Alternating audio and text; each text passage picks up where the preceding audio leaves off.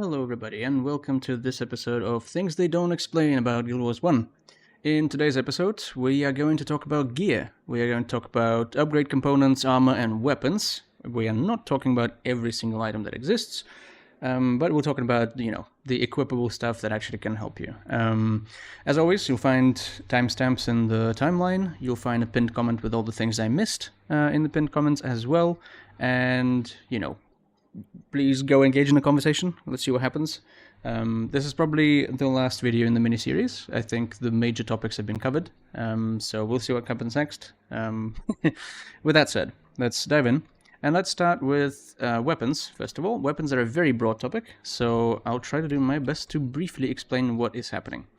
When it comes to weapons, the first thing that probably comes to mind is the weapon requirement, right? The weapon requirement is a stat, or not a stat, well, it is a requirement that exclusively affects the line that it is next to. So in this case, in the case of the bow, it only affects the piercing damage, which means that all of the modifications that are on this weapon will always be in effect, regardless of whether I, meet the requirement or not. That means that you can wield weapons exclusively for modifiers, for those like mods, right? Not for the actual damage. And that's cool because, mages can equip shields and marshals can equip foci to get more energy and stuff like that. Now, when it comes to max damage and the requirements as well, usually, when the higher up you go in the level of the weapon, the more the requirement is. Typically, the lowest requirement for the max stat bow, or any weapon really, is 9. And the maximum requirement could be, I think, as high as 13. But, they're typically not being sold much. There is also an exception to this rule, where at some point, weapons that have requirements of 7 and 8 dropped as well, that were max stats too. And those weapons, if I'm not mistaken, they're no longer droppable, but they still, roam around. Some players still have them. They're very expensive. They're very rare, so we're not going to be talking about them much. But anyway, weapons. We've gone over the requirement of the max stats. Max stats, actually, the damage specifically is different depending on the weapon class. So bows have it as 14 to 28. Spears have it as 14 to 27. Shields are 16. Foci are, I think, 12 energy. And so on and so forth. Basically, whichever weapon class you pick, that has its own stat.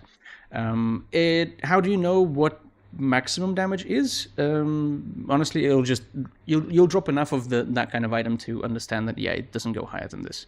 Or you can just look up on the wiki and see if that's maximum available or not, really. Usually, as soon as you get to like level 18, 19, weapons of highest damage start dropping, so you're not going to have any issue with that. Now, weapons have upgrade components. This is a very, very important topic.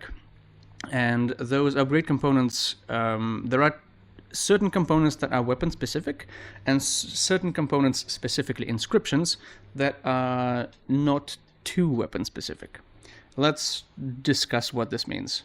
Let's take a look at this bow. This bow has an inscription, Strength and Honor, that does damage plus 15.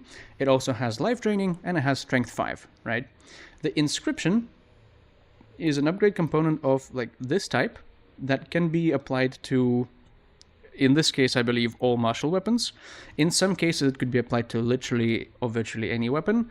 In some cases, it can be limited to like focus or whatever. Specifically, I recommend that you, again, as mentioned before, read gray print, right? The fine print. You will see exactly what it can be applied to in that gray font. But the life draining and the strength, those are different components. And actually, to show you, I will use the Salvage Kit on my bow. And this shows you every single component that exists on the bow. So a bow contains a string, a grip, and an inscription. A different set of components will be, let's say, on an axe, right? It has a grip, a haft, and an inscription. So the takeaway here is that every weapon type has its own set of components, and typically you would see that martial weapons and two-handed like staves usually have 2 upgrades and an inscription, And things like rods, like magical foci, offhands, for example, stuff like that, they usually have one upgrade and one inscription, right? And the way you can actually, going into a slightly different topic, there is also a set of weapons called old school weapons. Essentially, before the inscriptions were introduced into the game, old school weapons were the only kind of weapons that dropped, and those have certain parts of them that cannot be replaced or salvaged. I have here this holy rod that is an old school rod, and if I salvage it, you'll see that I actually cannot extract that half skill reach out of spells. It is built-in, inherited, whatever you want to call it, and I cannot replace it. There are some parts of some old school weapons that you can replace.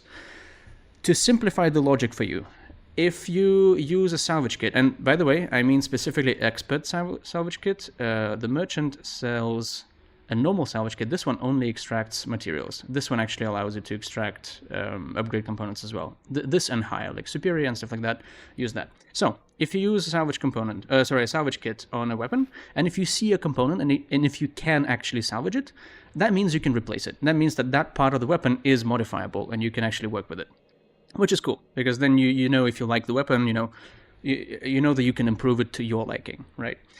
Speaking of modifying weapons, I don't actually have to salvage out any parts of this to apply modification. For example, this axe does slashing damage, right? And I have this thing that makes the axe do cold damage.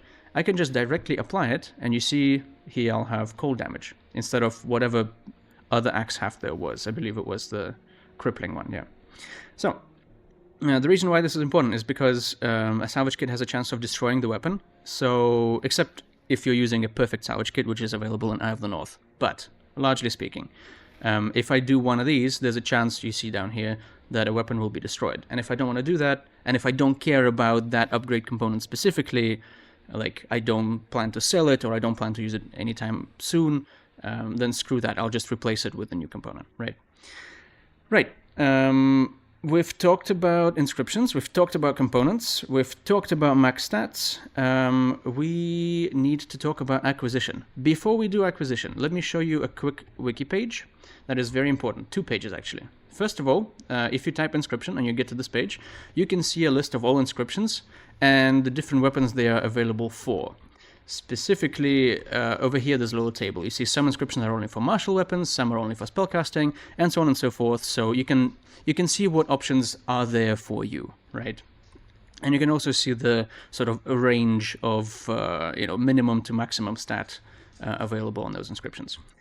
And another page is this one, upgrade component. This one will show you a table of weapons and the types of components it can have.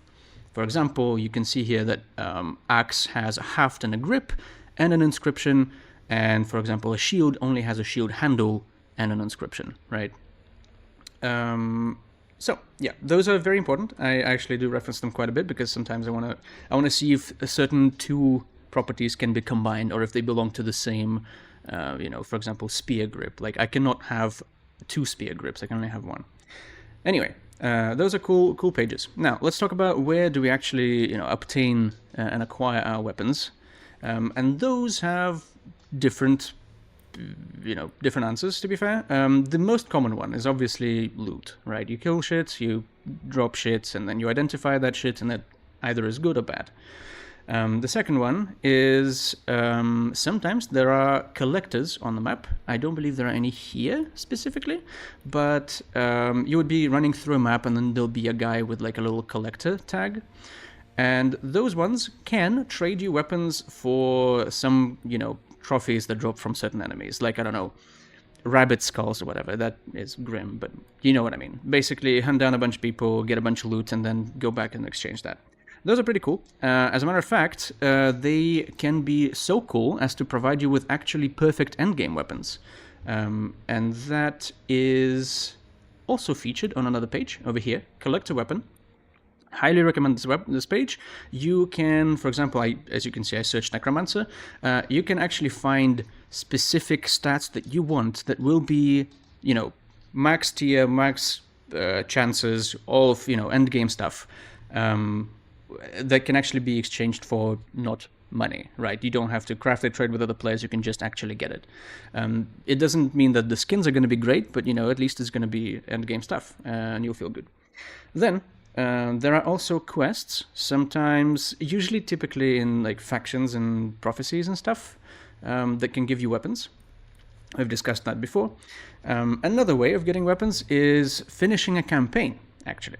If you finish a campaign, you typically get a voucher that you can spend right after the final boss, in like that little zone. You need to speak to an NPC typically in a zone that you get put into, and then it gives you a voucher, and then you speak to different other NPCs and pick a weapon that you like. Those are usually pretty good. For example, this Drokna's Strength Shield is from Eye of the North. I beat Eye of the North and I exchanged the voucher for this. And you can see this is a perfect weapon. Requirement 9, which is the lowest, typically, requirement. Maximum armor, physical damage -5, chance 20%, which is maximum. Health +30, which is maximum. And this is a perfect shield. Fantastic, right? And another way is by completing a Guild Wars Beyond quest line. There are 2 of them. There is the War and Cantha over here. Is it War and Cantha? It's something Cantha. Oh yeah, no, it is War and Kryta. Anyway, so there's War and Kryta, there's the Canthan story, there is some stuff in Eye of the North, but I don't think that gives you a weapon voucher. Basically, if you complete that, or a campaign, you get a voucher and you can exchange it for any kind of weapon, right? They're all different. At the end of campaigns, you typically get a green weapon. At the end of the Beyond stories, you get a gold weapon. Actually, the War in Kryta questline, this one, is available after you finish Prophecies, and that one gives you a weapon that you can actually put in the Hall of Monuments, which is cool. Anyway, all of that said and done, the last topic I need to mention about weapons, actually not the last, but one of the most important ones, is the Rarity. The Rarity, you might think that, if a weapon is blue, it's shit, if the weapon is green, it's great, right? And it's half true. Remember I mentioned the collectors, that you can get endgame stuff with collectors? They actually give you blue weapons. They just give you blue weapons that you cannot modify, but with the perfect stats that you want them to be. And that's still, maximum damage, perfect requirements, perfect modifications and inscriptions, stuff like that.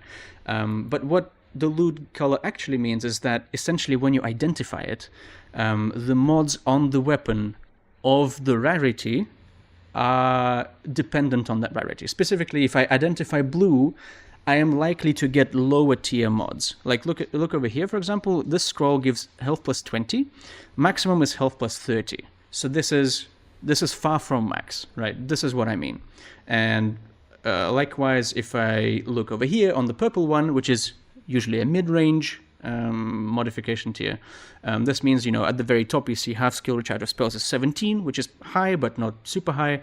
Energy is +4 instead of +5, so it's not going to be perfect, essentially. Or at least, as far as I know, it's very, very, very, very unlikely that it's going to be perfect. And then there are gold weapons. Gold weapons are usually higher tier or have higher tier mods. And again, example over here, it is not perfect. It is very, very close to, but not perfect, right? It has high requirement, which is not very lucky. Recharge of spells, chance 9%, and the inscription has a chance of 19% out of 10 and 20 respectively. So basically, the rarity of the weapon determines the quality of the mods on that weapon when you loot it, when you identify it. The green weapon is a different category. Green weapons are only available when you kill bosses corresponding to these weapons. So you can actually, or I guess finish campaigns, like there are other ways of getting them, but essentially those weapons are unique. They have typically is a very strong word, I would say, but likely they have a unique skin, a pretty cool one, and the mods that they have are always perfect, they're always maximum mods, the requirement is always 9, one exception actually, to the requirement of 9. Do I have it here? I don't have it here. I do have it here, yes. This one, the Shiro's Blades, requirement 13, which is funny. Anyway, most of the time, they are requirement 9, max stats, max damage, max everything. The problem with them is that you cannot actually modify any of it. You cannot extract the mods, you cannot replace the mods. This weapon will stay the way it is all the time, forever, right? Which can be a bummer if you like, changing a bunch of stuff and you like a specific skin and want to keep it all the time. But to me, that's perfectly fine. I kind of like green, and it just looks good in the inventory, to be fair. So anyway, that's the difference between all of them. The next topic about weapons is actually a little bit about your inventory. Two things. One, you can buy an equipment pack that will store your armor and your weapons primarily, or it will try to, right? And these things, I don't remember if they show up in the merchants tab or not, but it is basically, that's the only thing this equipment pack is good for, right? So it's not going to store any trash items or, loot, trophies, whatever. It'll store actual weapons and armor. And another thing is that you have weapon sets on character, on any character really. The way you do it is you just click this button in your inventory and then you enable more sets if you want to. And then you can use F1 through F4 to switch between them, which means that you can in fact have 4 weapon sets active at the same time. Most of the time, I personally don't swap them in the middle of a fight or in the middle of whatever. I just have them for when I need to switch a build, and then I quickly swap to a different build, right, to a different weapon set. Now, you can actually use multiple of them in a fight. It does take a little bit of time. I think it has a little aftercast time, so it'll, it's a bit finicky, essentially, but you can. I think there are a couple of builds that I've seen that use more than one weapon. It's also very handy, as I mentioned in the previous video, to have, a longbow on any character, just to, pull mobs from beyond your range. But those are details. Anyway, besides these weapon swaps, what else? 2 more notes. One note on shields and foci. Foci meaning, focus, but plural. They have a stat requirement for the main benefit that they give, which is either armor or, in the case of focus, energy, right? But largely speaking, if you don't meet that requirement, you can still wield a shield or a focus, but you'll get a reduced amount of that armor and energy. In case of shields, you'll get 8 instead of 16. In case of foci, you'll get 6 instead of 12, which is pretty good still. And it is basically the difference between a light class and a medium class, right? Because rangers get 70 armor across the board, monks are light class, monks get 60, right? So this pretty much will bump you up to being equal to a ranger, more or less. The different stats on the shields are usually martial related, like this one. This Eternal Shield specifically is an old school weapon, which is why it has Water Magic +1 that I cannot extract. It's one of those unique things about old school weapons. They can be wacky and not exactly directly correlated with the actual use case of the shield. But that's what makes them cool sometimes. Anyway, that's what I wanted to say. Another thing I want to say about, offhand things, if you have, different weapon sets and one of them is a 2-weapon set and then another one is a 2-handed set, and you want to save some inventory space, like for example, if I had this shield over here, which would be a part of a different set, I could actually equip it on my 2-handed. It's just not going to do anything, but it will free an inventory slot. So that's a little neat trick for you. And that's, I think, mostly it about weapons. We mentioned pretty much everything. Let me quickly take a look at my notes. I think that's mostly it. I did mention when I was talking about acquiring weapons and stuff, I mentioned that there was a weaponsmith that you can craft weapons at. Let me quickly show you this. It looks kind of like this. You pay. Usually they give you depending on how far into the campaign you are, but if you're level 20, you'll typically get a max tier weapon, low requirement, high damage. In this case, you get a damage +15 as well, which is not always the case. Sometimes you just get a free inscription-less weapon, like in Nightfall, for example. The problem with these craftsmen is that they're very expensive. This is a lot of money. 5,000 plus a bunch of rare resources and common resources. In my opinion, that's too much. I would rather pick up a shittier axe on my own and modify it myself than actually craft it here. Because chances are, if you're running through, a level 20 zone, which is the majority of your campaign anyway, you are going to get a drop. Even if it's blue, even if it's whatever. If it's purple, that's even more perfect, because then you can replace everything and be happy and whatever. But, just pick it up and then modify that instead. It's much cheaper, saves money, and these weapons are not better in any case. Right. Let's move on, I think, to armor. Armor is another big topic that we're going to talk about. I don't know if I mentioned this or not. No, I think I have. With the Salvage Kit, the trick that if you can salvage it, that means you can replace it Very important trick. I just saw it down my notes. Anyway, let's go to armor. The first thing to know about armor is that it is, as you probably have guessed already, class locked. So rangers can only wear ranger armor, warriors can only wear warrior armor, and so on and so forth. That locks you into both stats, specifically meaning inherent stats. So the armor class and different extra bonuses like energy recovery and stuff like that. And it also locks you into like a certain style of armor. So all rangers, typically, you see this in other ranger, all rangers have like a mask over their face. All of ranger armors typically feature some kind of like shoulder piece and some wrappings around their arms and stuff like that. Long coats like this one. Warriors are usually all clad in iron and all that stuff. Anyway, that's the limitation, right? Let me actually quickly showcase some of what it looks like. Over here, we can get a piece of armor that is basically, the reason I'm showing this to you is because it doesn't have my modifications on it, so it's the pure ranger armor the way you get it always, right? Armor 70, that's your medium class. Light classes will have armor 60 at their highest level, and heavy classes will get armor 80 at their highest level. And this armor 30 versus elemental damage is actually ranger-specific stuff. Only rangers get that. It's essentially what in the modern day and age would be just your character property that you get, plus 30 armor to elemental damage. In this game, it's expressed through the gear that you're wearing, right? So it is important not to run around naked, because then you lose like half your class identity, kind of. Although it could be a fun challenge, I suppose. Anyway, so 30 versus elemental damage will be applied to every piece of armor. And you'll notice also in here, I have energy plus 5. That's why I have 25, typically not 27. I have a modification somewhere for plus 2 energy, but energy plus 5. And, energy recovery plus 1. For magical classes, the, spellcasting classes, you would also have energy recovery on your shoes, right, on your boots. But let's move on to this bit over here. Why do they offer you 4 different masks here? That's because every headpiece ever in the game, I hope there is no exception to this rule, offers you a +1 to a certain stat that corresponds to your profession, right? So this is Beast Mastery, this is Marksmanship, Expertise, and, Wilderness Survival, which are all ranger stats, right?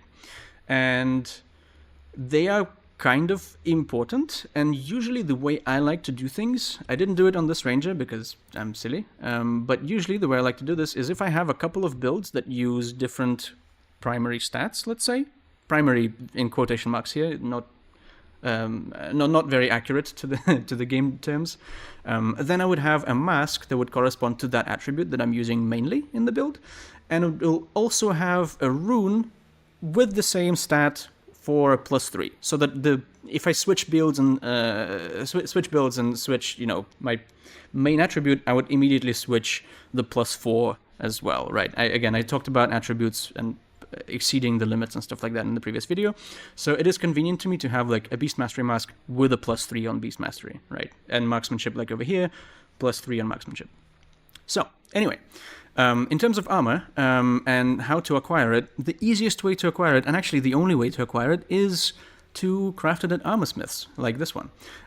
There is the same thing as you can do with weapons. There are collectors, sometimes on maps, that exchange, again, different, loot from enemies for pieces of armor. They are not very common, and it is up to you really if you want to grind some of that. For me personally, I find it easier to just go to an armor smith and get the piece of armor that I want. Throughout the campaign, as you level up, you typically will encounter several armor smiths on your journey. Like, I'm here zooming into the factions starting zone, right? You would typically have an armor smith in your starting town that gives you just a little bit better piece. You'll have another one somewhere in the middle of your starting zone, and then you'll have like end game armor smiths somewhere after the original like starting zone, right? My advice, and this is the way I usually like doing it, I usually get 3 pieces of armor for a character's lifespan. One is somewhere in the starting area, like usually either in the first town for whatever, to last me an entire starting zone. Then a second time at the end of the starting zone. Typically you get like a halfway point, when you get out of 70, I'd get like 55 or something like this, right? And that will last me a little while, even at level 20. And then when I get enough money, I usually go get me the, max level, in this case, 70 piece of armor, and that's what sticks. And typically one set of armor is enough. In this case, I have 2 because I went for a prestige set of armor, because I like Ranger. But that's how I'd suggest doing it. That's probably a different, like, more or less optimal way. I definitely don't recommend buying every single armor upgrade that you can find, because there are more than just 3 armor smiths on the way. Usually they come in like increments of 10 or something like this. Anyway, one more thing I'll mention is what I just actually touched upon, is that there are normal sets of armor and there are prestige sets of armor. All of them you can find on the wiki. You can just type something like prestige armor, there you go. And then you'll get an entire set of things, and you can even do a gallery of prestige armor for your class specifically, blah, blah, blah. The whole point of prestige armor is that it just looks a bit better. That's it. That's the only thing. Back in the day when I played with friends a long, long time ago, prestige armor was like the first grind you would do when you love a character, right? When you go level 20 and you decide to like make a new main or something, you would grind for prestige armor first. They're not super, super expensive, but they're definitely not worth the money if you just want the armor.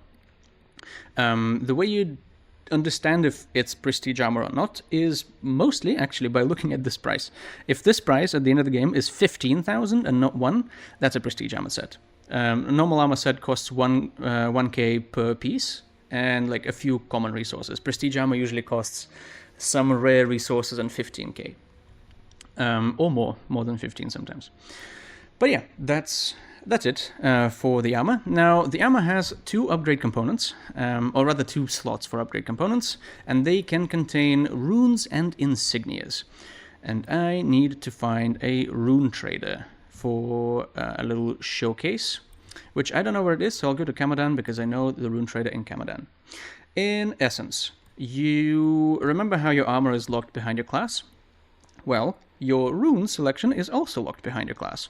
You actually do not get access to runes of the secondary profession that you pick, no matter what it is. You only can use runes that are available to everybody from this segment over here, the None segment, or from the segment that is your class specific, right? So, for example, I can do Ranger stuff or the general stuff, and Warriors can do Warrior stuff and the general stuff. And runes, and insignias again, what's the thought I was going to say? Insignias that give you armor. That's typically the difference. Like, insignias give you armor and runes give you some stat buffs, right? So the insignias, if you remember the previous video about armor and how it works, you would expect that insignias now actually affect only the piece of armor that it is applied to. So if I get this 15 armor versus earth damage on my head, I don't actually get that 15 versus earth damage for the entire, for all of the attacks ever. I only get it against the attacks that actually hit my head. If you don't know what I'm talking about, again, watch the previous video, it explains things. So, if you want an entire set against earth armor, you want to buy 5 pieces of this and apply it to every single one of them. Again, as I said, you can have 1 insignia and 1 rune on each piece, which means that if you apply this entire set, you have space for some runes, right? Cool. What can you do with those? You can get more stats, right? There are minor runes give you 1 stat with no drawback. Purple runes give you 2 points in a stat with minus 35 health. And gold runes give you +3 in a stat for 75 health.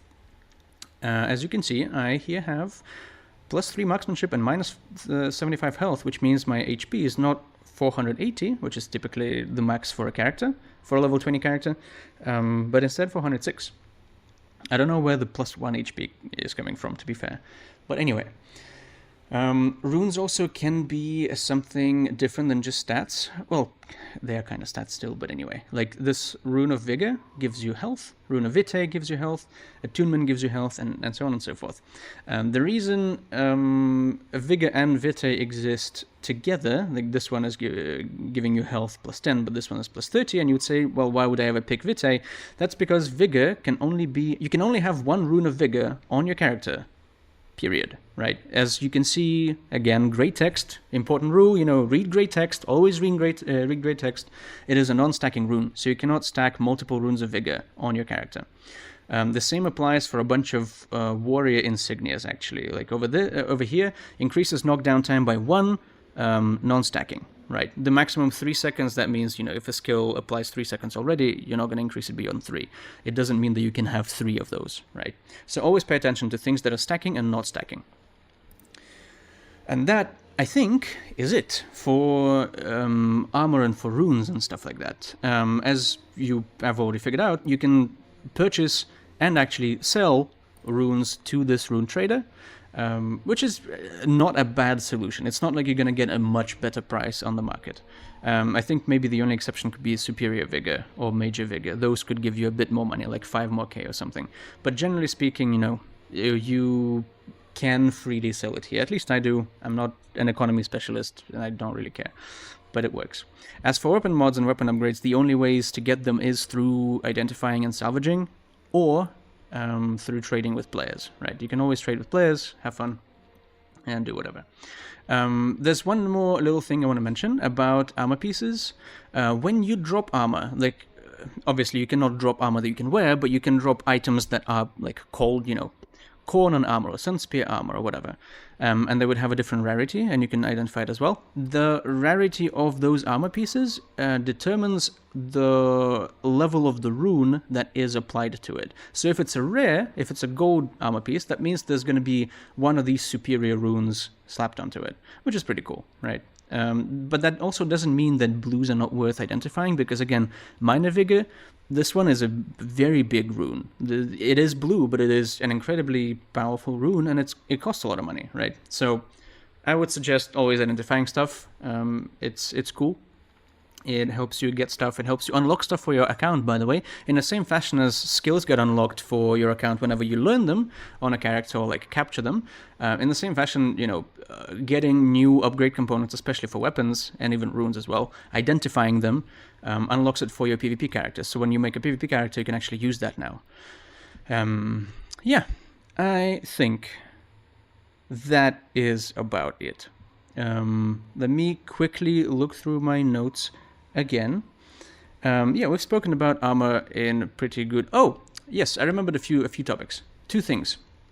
One, you can have some costume items over here, and if you equip them, they'll just override the looks of your normal armor, right? And you can hide it, you can show it, you can hide it, whatever. Use these buttons. You can actually even hide or show your mask if you want, and your guild banner. Oh, not banner, sorry, the guild cape. Another thing, if you're using a toolbox and you don't know if you like a certain piece of armor or not, you actually have an armory segment here. Again, it's here on my main toolbox panel, but you can find it in the settings. You can scroll and find armory.